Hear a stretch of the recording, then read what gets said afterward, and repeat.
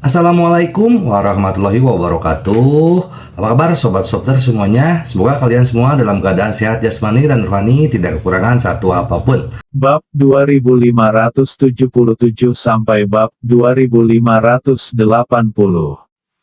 Apakah dia murid terhebat Dewa Kegelapan?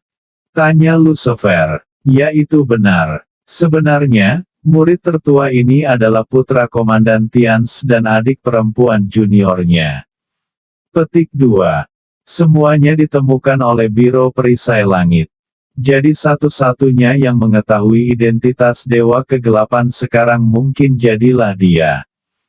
Kata Mer-X. Tak lama setelah, agen SHIELD membawa seorang pria yang juga memakai topeng ke tempat rahasia. Murid Agung Dewa Kegelapan? Siapakah Dewa Kegelapan hari ini? Tanya Mer-X langsung. Aku sedang memeriksa siapa dia. Sekitar beberapa bulan yang lalu, seseorang masuk ke markas besar organisasi Alkitab. Membunuh ibuku, mantan Dewa Kegelapan, dan membunuh ribuan pemimpin senior. Melakukan serangkaian wawancara terhadap para pemimpin tertinggi dari organisasi Alkitab, pembersihan besar-besaran telah dilakukan untuk mengendalikannya. Sejauh yang saya tahu, orang-orang seperti Dewa Kegelapan dan Dewa Kekerasan yang jahat mengetahui identitas sebenarnya dari Dewa Kegelapan. Sekarang, di dalam Alkitab organisasi, kecuali Dewa Kegelapan, orang-orang ini yang mengendalikannya. Industri maya adalah Yeling Tian dan Yewudao yang mengendalikan. Saya curiga Dewa Kegelapan berasal dari Daxia dan terkait dengan klan Baolong dari rumah Tians. Sekarang sepertinya seperti yang kuduga, mereka mendirikan perguruan tinggi Kunlun bersama-sama. Jelas murid Dewa Kegelapan. Seperti yang diharapkan dari Anda, ada beberapa informasi yang mungkin tidak dapat saya temukan bahkan jika saya mengirimkan ratusan ribu orang. Ketika Anda mengatakan ini, banyak pertanyaan saya telah terjawab. Agen Black Hawk dari seru Biro Perisai Langit. His. Namun, beberapa orang di laboratorium Dewa tersentak. Dewa Kegelapan memang palsu. Dan bagi mereka, jika Dewa Kegelapan palsu ini milik Daxia, maka itu adalah ancaman terbesar. Ini adalah situasi yang paling tidak ingin mereka lihat. Sama seperti sebelumnya, semua orang melihat dengan mata kepala sendiri bahwa orang yang membunuh Chen Kong adalah Ye Junlin. Agen Black Hawk dari Biro Perisai Langit juga mengangguk. Menurut banyak informasi, Dewa Kegelapan ini kemungkinan besar berasal dari Daxia. Petik 2. Sudah berakhir. Sudah sepenuhnya berakhir sekarang. 3 yang paling tidak pasti semuanya berasal dari Daxia. Hei, Di mata kami, rumah Tians dan klan Baolong bahkan bukan ancaman. Bagaimanapun, kami memahaminya. Dalam beberapa tahun terakhir, kami telah menargetkan 2 entitas di Daxia. Sekarang bahkan ketiganya orang-orang Dewa Kegelapan telah terpecahkan. Tidak, bagaimana kita bisa menghadapinya? Mar, Ada 2 keberadaan di Daxia. Apakah ada orang yang lebih kuat dari Tians Mansion dan klan Baolong? Petik 2. Agen Black Hawk dengan cepat memahami poin kuncinya. Dia terkejut. Bagaimanapun, dia adalah bos dari Biro Perisai Langit Departemen Intelijen Kerajaan Elang Perang. Mengontrol kecerdasan terbaik dunia. Namun mereka tidak mengetahui adanya 2 kategori ini. Yah, ini adalah sesuatu yang Anda, Biro Perisai Tiansi, dan yang lainnya tidak mengetahuinya. Petik 2.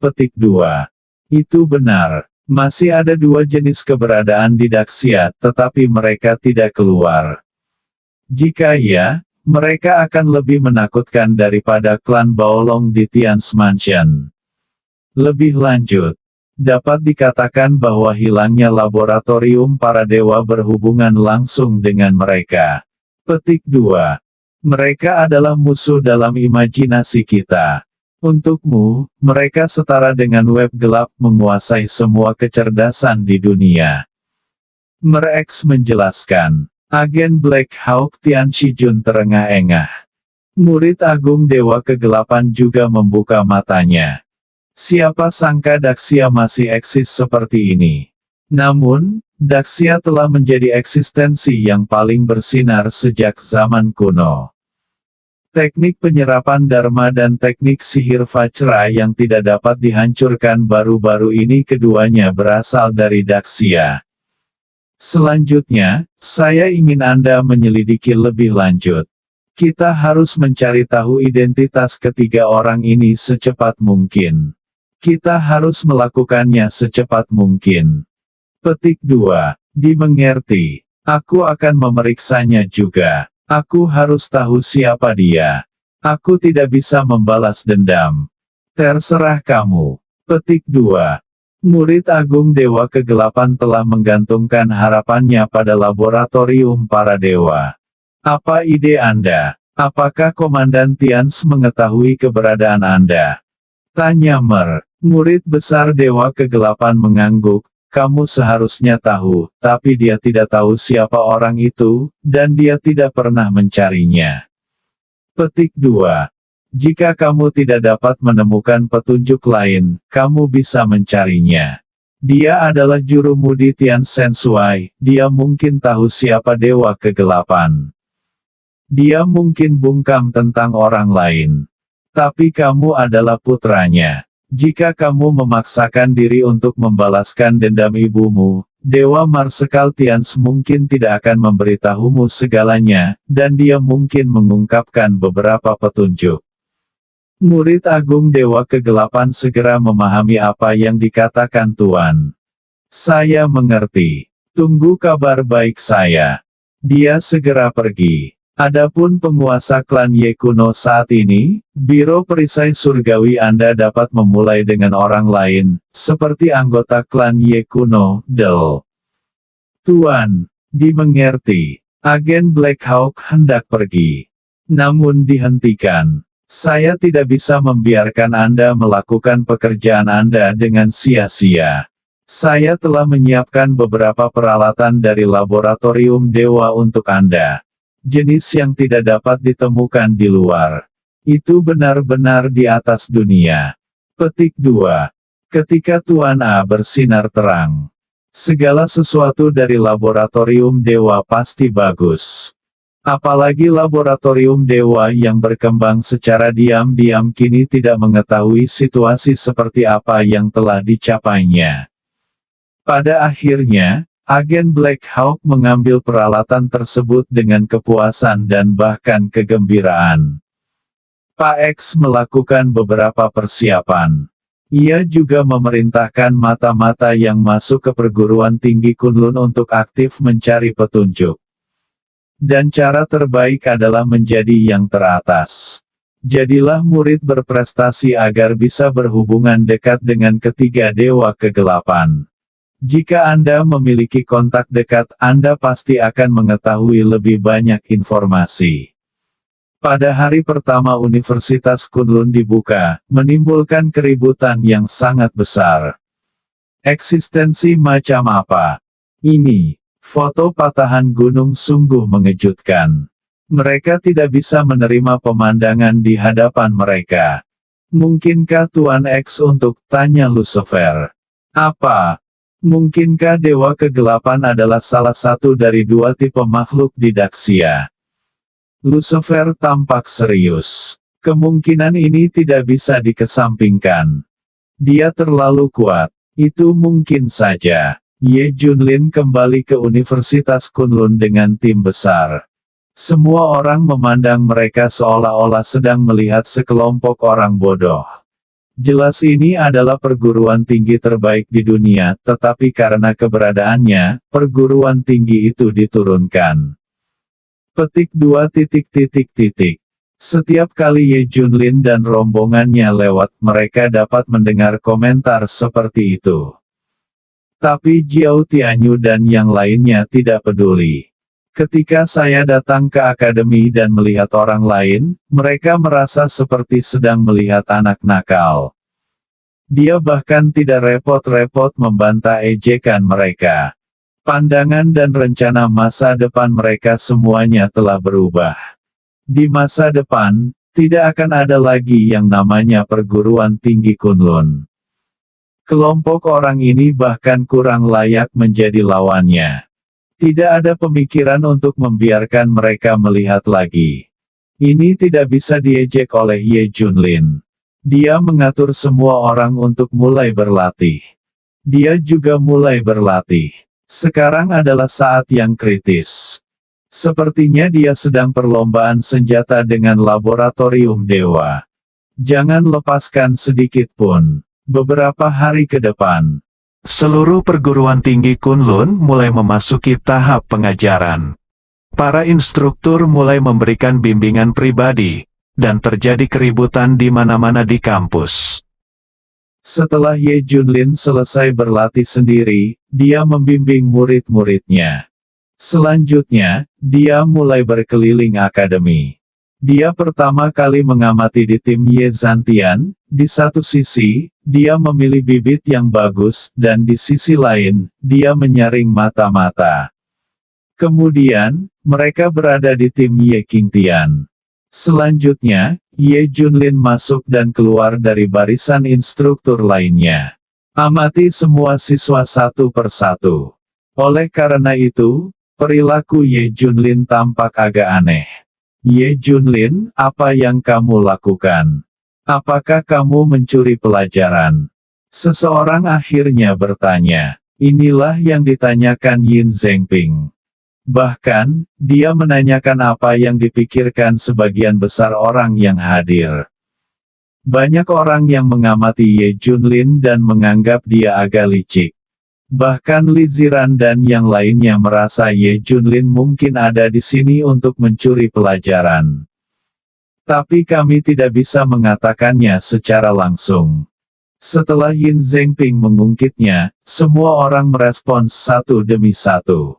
Iya, aku lihat dia sudah lama berdiri di sini, dan dia diam-diam menyelinap ke sana kemari. Tidak hanya itu, dia berjalan mondar-mandir di hampir setiap tim. Perhatikan baik-baik, setiap siswa punya dia, kamu harus mengamatinya lebih dari 1 menit. Bukankah ini mencuri pelajaran? Semua orang mengepung Ye Junlin. Li Ziran dan yang lainnya saling memandang, dan sebuah ide muncul di benak mereka, mungkinkah Ye Junlin menyelinap sebagai tutor hanya untuk mencuri pelajaran? Masuk akal baginya untuk berpatroli di seluruh tempat sebagai mentor. Jika dia belajar secara langsung, dia tidak akan kehilangan muka. Tapi dia belajar diam-diam dan tidak ada yang mengatakan apapun. Ketika Yin Zhengping mengatakan ini, mereka semakin merasa bahwa Ye Junlin mencoba belajar secara diam-diam. Dihadapkan pada pertanyaan semua orang, Ye Junlin mencibir, apakah saya perlu belajar dari mereka secara diam-diam? Apakah mereka layak? Para siswa marah. Tapi Tian Shen Shuai dan yang lainnya meminta semua orang untuk tenang. Tidak boleh ada konflik. Jika siswa tidak tahu, bagaimana mungkin mereka sendiri tidak tahu? Keterampilan lemah mereka tidak layak dipelajari oleh Ye Junlin. Ye Junlin menunjukkan senyuman penuh arti, menatap semua orang dalam-dalam dan pergi. Lihat, Ye Junlin tersenyum seperti itu, yang berarti dia telah belajar secara rahasia. Sungguh tak tahu malu. Seorang tutor yang hebat sebenarnya belajar secara rahasia. Tak tahu malu. Ini tidak adil bagi kami. Ada banyak emosi di kalangan siswa besar. Tapi Ye Junlin senang melihat emosi seperti itu, semakin naik turunnya, semakin mudah mendeteksi mata-mata. Ye Junlin baru saja mengamati banyak orang setidaknya selama 1 menit. Saya menemukan beberapa bibit yang bagus. Kurang cocok berlatih kungfunya, tapi Anda bisa berlatih kungfu yang lain. Dia ingin membimbing, dan prestasi masa depan Anda bisa lebih tinggi dari orang-orang seperti Tian Shen Shuai. Itu bisa dianggap memenuhi standar orang super kuat dalam pikirannya. Tentu saja Ye Junlin juga menemukan beberapa mata-mata seperti Yin Zhengping. Meskipun tidak ada bukti yang meyakinkan, pada dasarnya jumlahnya mendekati 10. Namun kemajuan mereka terlalu lambat, tentu saja. Ini juga alasan mengapa mereka tidak bisa menghubungi ketiga dewa kegelapan. Ye Junlin memutuskan untuk menambahkan bahan bakar ke api mereka. Malam, dia memanggil Tian Shen Shuai dan yang lainnya bersama-sama. Dia secara singkat berbicara tentang beberapa rencananya. Dilaksanakan keesokan harinya. Sisi lain, agen SHIELD dan murid agung Dewa Kegelapan sudah mulai mengambil tindakan. Secara khusus, agen Black Hawk berencana mengirim orang ke Daxia dan langsung menemui keluarga Ye untuk mulai mencari petunjuk tentang pemilik baru klan Ye kuno. Murid besar Dewa Kegelapan pertama kali mencari di dalam organisasi Alkitab. Perguruan Tinggi Kunlun, yang merupakan laboratorium dewa yang paling penuh harapan, tidak tahu apa-apa. Persaingan antara kedua belah pihak sedang berlangsung. Hari berikutnya, Panglima Perguruan Tinggi Kunlun, Tians, memanggil semua instruktur siswa untuk mengadakan konferensi. Untuk memotivasi siswa, Perguruan Tinggi Kunlun telah memutuskan untuk meluncurkan mekanisme penghargaan. Kompetisi akan diadakan setiap bulan. Pertama, peringkat individu siswa akan dibagi. Kedua, peringkat tim akan dibagi. Petik 2.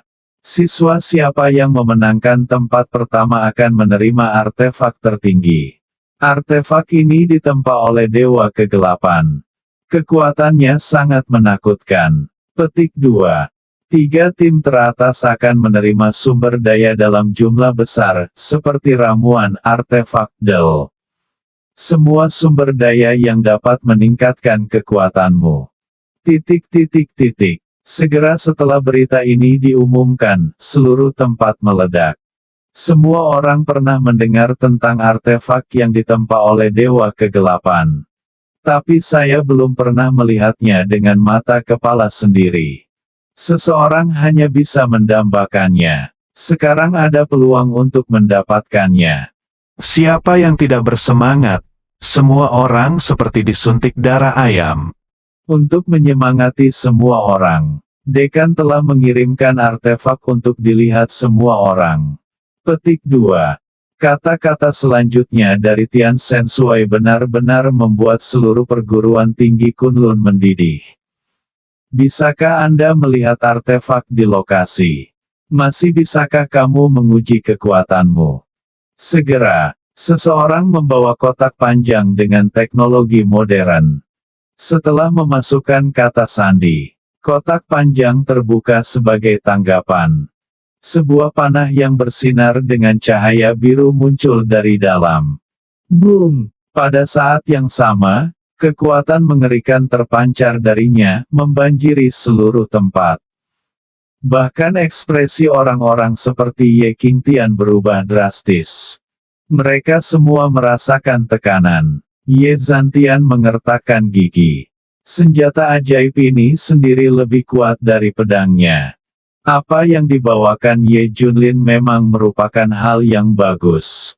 Begini saja, selama Anda bisa mengendalikannya sepenuhnya, kekuatan Anda akan mencapai level yang lebih tinggi. Namun hal ini tidak mudah dikendalikan.